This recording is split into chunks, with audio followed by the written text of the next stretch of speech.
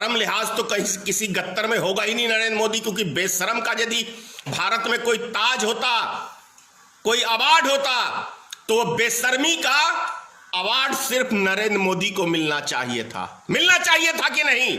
यही भाषण में कहते हो ना कि मिलना चाहिए था कि नहीं? तो इस बेशर्मी का अवार्ड नरेंद्र मोदी को मिलना चाहिए। 16 आदमी रेल से कट के मर गए, उसका हत्यारा नरेंद्र मोदी है, दूसरा कोई नहीं है। 6-6 महीने की पेट के अंदर बच्चा लिए हुए और वो महिला सैकड़ों किलो पैदल चल जा रही है, और उसकी बच्चे की हत्या अंदर यदि होती है तो उसका जिम्मेदार एक भारत का कंस नरेंद्र मोदी है, क्योंकि कंस ने भी बच्चों की हत्या की थी, और ये नरेंद्र मोदी भी इस देश में गरीब मजदूरों की और माता बहनों के अंदर जो कोख में बच्चे पल रहे हैं, उसकी हत्या का जिम्मेदार सिर्फ नरेंद्र मोदी है। और इसका खामियाजा नरेंद्र मोदी को भुगतना पड़ेगा। नरेंद्र मोदी को इस देश की माता बहनों की हाय है, इस देश में गरीब जनता की हाय है, और ये हाय नरेंद्र मोदी को लग के रहेगी, अमित शाह को लग के रहेगी।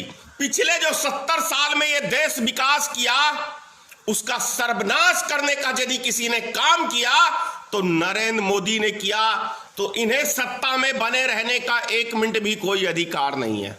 जो डरता होगा वो डरता होगा, धनेश्वर महतो नहीं डरता। ये देश की गरीब जनता के साथ इतना बड़ा खिलवाड़, इतना बड़ा मजाक, ये कतई बर्दाश्त नहीं है नरेंद्र मोदी जी, ये कतई बर्दाश्त।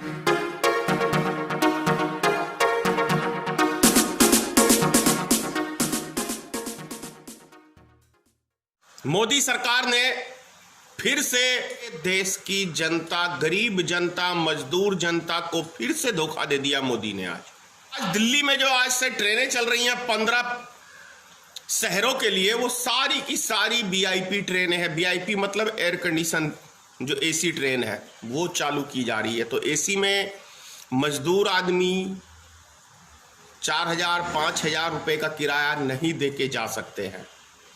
तो सोच लीजिए, मोदी का कोई भी कदम, एक भी कदम गरीब मजदूरों के लिए नहीं उठाया जाता है। अभी तक आप उसका इतिहास देख लीजिए, बहुत सारी बातें वो गरीब मजदूरों के लिए करते हैं, और सत्ता में भी जो आए हैं वो सिर्फ गरीब मजदूरों के ही लिए मतलब वादा करके आए हैं, लेकिन एक भी काम इस देश की गरीब जनता के प्रति मोदी ने आज तक नहीं किया है। वरना सोचने की बात यह है कि सिर्फ 2 टाइम का खाना मांगा इस देश की जनता ने। जो गरीब मजदूर बाहर प्रदेशों में फंसे हुए हैं, वो एक भी लॉकडाउन का उल्लंघन नहीं करते यदि उनको 2 टाइम का राशन सरकार उपलब्ध कराती।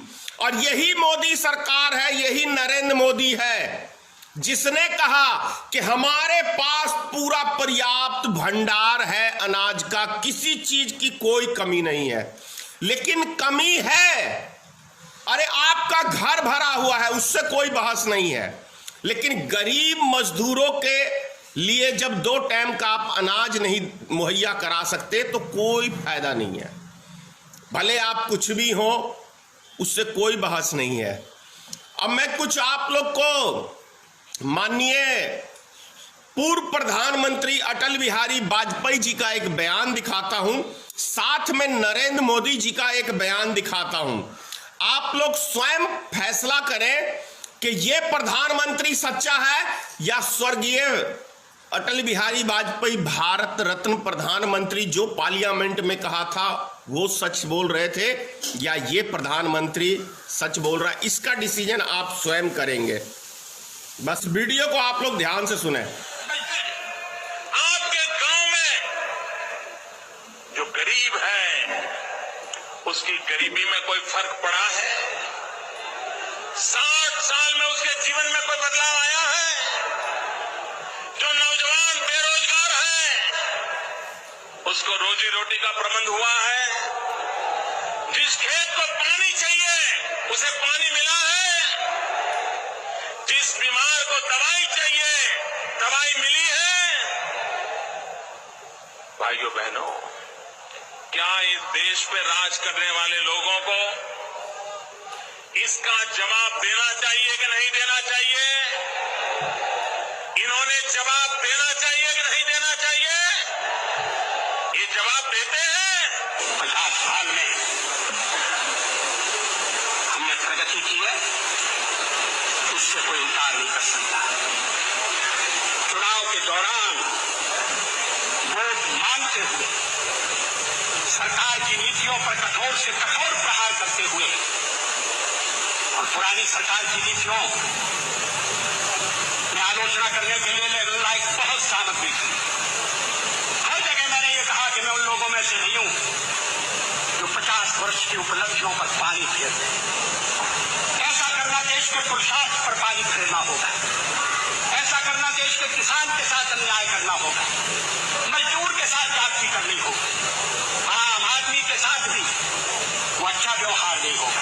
अब आप लोग स्वयं फैसला करें कि श्री नरेंद्र मोदी जी सच बोल रहे थे या भारतीय जनता पार्टी के पूर्व प्रधानमंत्री श्री अटल बिहारी वाजपेयी, भारत रत्न, जिसको भारत रत्न का पुरस्कार मिला, वो प्रधानमंत्री झूठ बोल रहा था। झूठ तो दोनों में से एक कोई बोल ही रहा है। फैसला आपको करना है कि कौन झूठा कौन सच्चा है। दूसरी चीज, यदि प्रधानमंत्री नरेंद्र मोदी झूठ बोल रहे हैं तो इन्हें सत्ता में बने रहने का 1 मिनट भी कोई अधिकार नहीं है। 1 मिनट भी सत्ता में बने रहने का इनको कोई अधिकार नहीं है। ये देश की गरीब जनता के साथ इतना बड़ा खिलवाड़, इतना बड़ा मजाक, ये कतई बर्दाश्त नहीं है। नरेंद्र मोदी जी, ये कतई बर्दाश्त नहीं है। आपका विरोध तो होगा और हम लोग करते रहेंगे विरोध। आपकी गलत नीतियों का विरोध हम लोग करते रहेंगे। ऐसा नहीं है कि भारत में आपके डर से कोई नेता बोलेगा नहीं। जो डरता होगा वो डरता होगा, धनेश्वर महतो नहीं डरता, क्योंकि धनेश्वर महतो कोई भ्रष्टाचारी नहीं है जो मेरी जुबान चुप रहेगी। काला धन नहीं है, कोई फैमिली के लिए धन इकट्ठा नहीं किया धनेश्वर महतो ने जो इसकी। तो मेरी जुबान आप बंद नहीं कर सकते श्री नरेंद्र मोदी जी। विकास हुआ है, ऐसा पूर्व प्रधानमंत्री अटल बिहारी वाजपेयी जी ने कहा। और आप बोलते हो कि 70 साल में किसी ने विकास किया नहीं, सबने देश को लूट के खाया।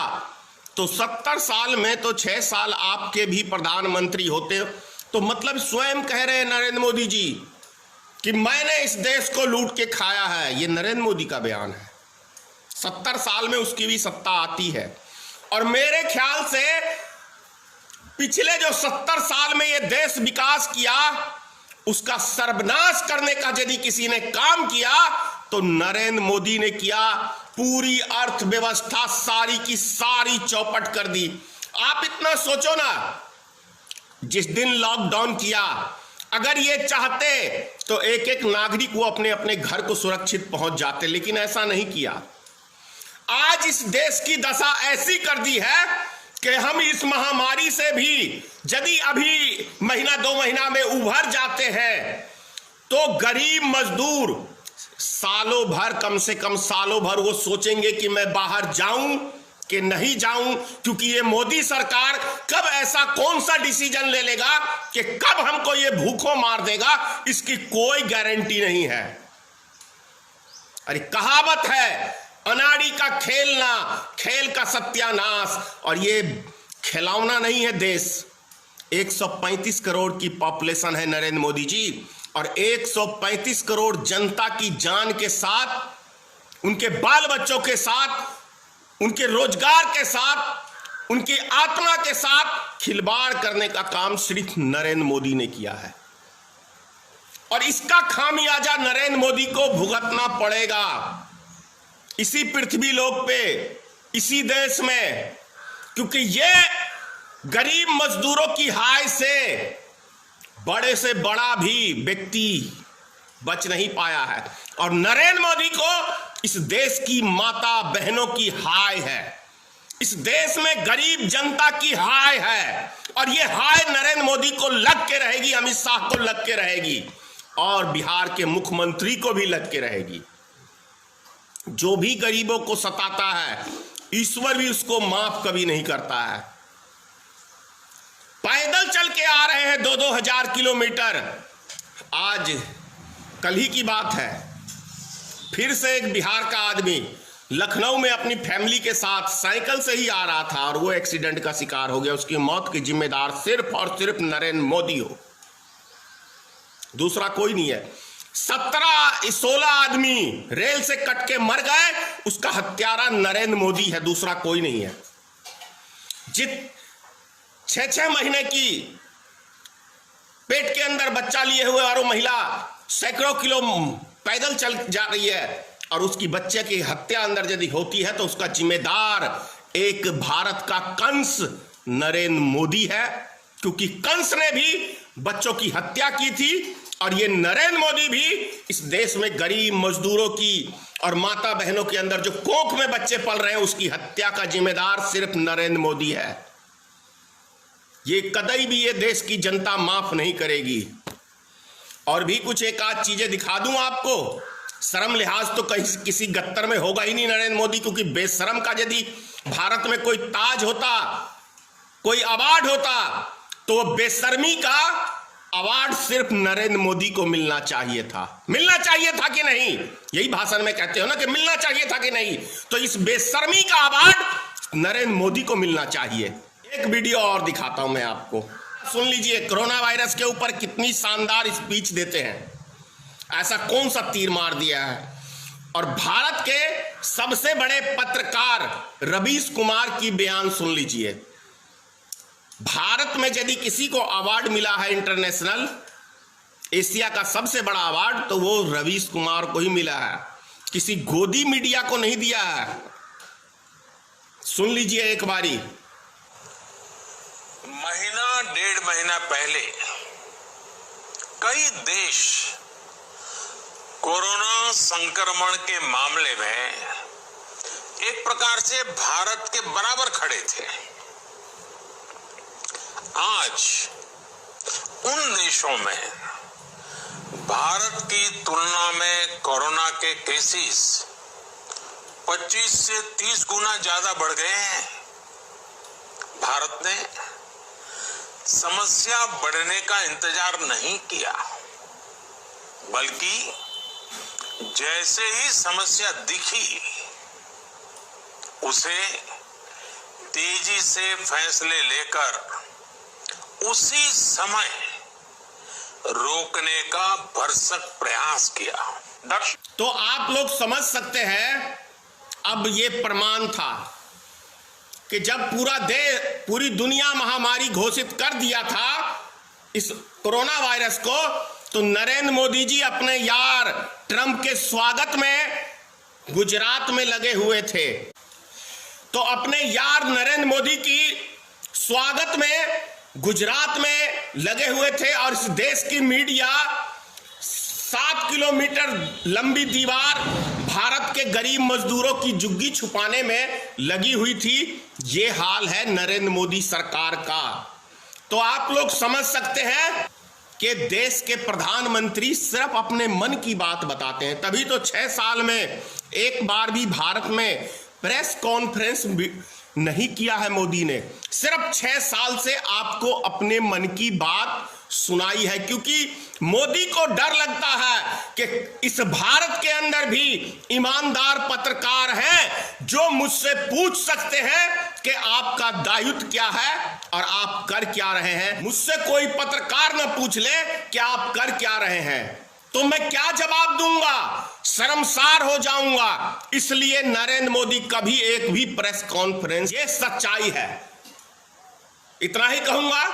जय हिंद, जय भारतीय मित्र पार्टी, सीताराम, मां भगवती। मोदी जी के जो दिमाग में गोबर भरा हुआ है, उस गोबर को निकाल के जो देश हित में हो वो सही निर्णय के लिए मां भगवती, मां सरस्वती थोड़ी अकल दे दे। सब्सक्राइब कीजिए हमारे हिंदुस्तान की आवाज़ यूट्यूब चैनल को और इस बेल आइकन को ज़रूर दबाइए ताकि आपको हमारे वीडियो का लेटेस्ट अपडेट मिल सके, जो कि बिल्कुल मुफ्त है।